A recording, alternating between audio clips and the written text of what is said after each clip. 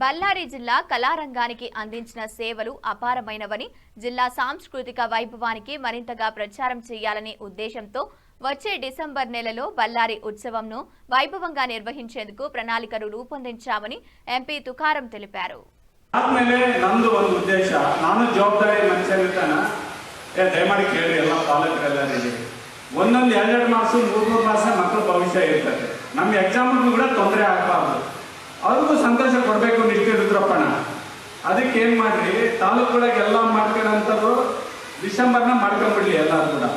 ಯಾಕಂದ್ರೆ ನಾವು ಉತ್ಸವ ಮಾಡ್ತೀವಿ ಅಂದ್ರೆ ಓದೋದು ಬಿಡ್ತಾರೆ, ಮಕ್ಕಳು ಬಂದ್ಬಿಡ್ತಾರೆ.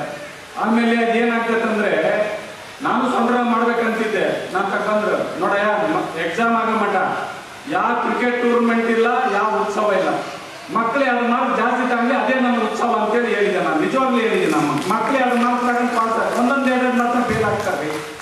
ಭಾಳ ನೋವಿದೆ ನಮಗೆ ಕೂಡ, ಅದನ್ನು ಅನುಭವಿಸಿದೀನಿ ಕೂಡ ನಾನು ಎಲ್ಲರೂ ಕೂಡ. ಯಾಕಂದ್ರೆ ಮೈಂಡ್ ಡೈವರ್ಟ್ ಆದ್ಮೇಲೆ 6 ತಿಂಗಳು 7 ತಿಂಗಳು ಹೋದ್ರೆ ಮಕ್ಕಳು ಬಿಡ್ತಾರೆ, ಮಾತ್ರ ಗೆಲ್ಲೋದು ಅದಲ್ಲ.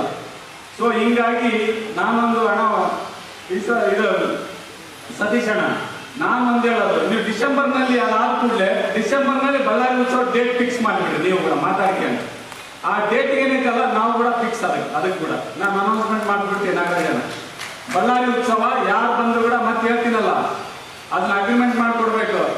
ನಾನು ಬಂದಾಗ ನಂದು ಈ ಡೇಟ್ ಇಟ್ಟು, ನಿಂದು ಈ ಡೇಟ್ ಇಟ್ಟು, ಯಾವ್ದನ್ನ ಸರ್ಕಾರ ಬರಲಿ ಯಾವ್ದನ್ನ ಹೋಗ್ಲಿ, ಡೇಟ್ 100% ಅದಕ್ಕೆ ಆಗ್ಬೇಕು, ಯಾವ್ದನ್ನ ಆಗಿರಲಿ.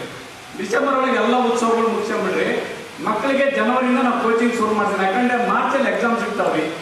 ಸೊ ನಮಗೆ ನಾವು ಯಾವಾಗೆಲ್ಲ ರಿವ್ಯೂ ಮಾಡೋದು ಇದೆಲ್ಲ ಇರ್ತವೆ.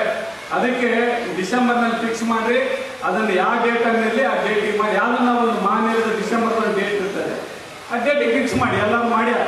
ನೆಕ್ಸ್ಟ್ ಅಣ್ಣ ಈಗೇನಿದೆಲ್ಲ ನಿಮಗೆ ಬೇಕಾದರೆ ಈಗ ನಮ್ಮದು ಕನ್ನಡ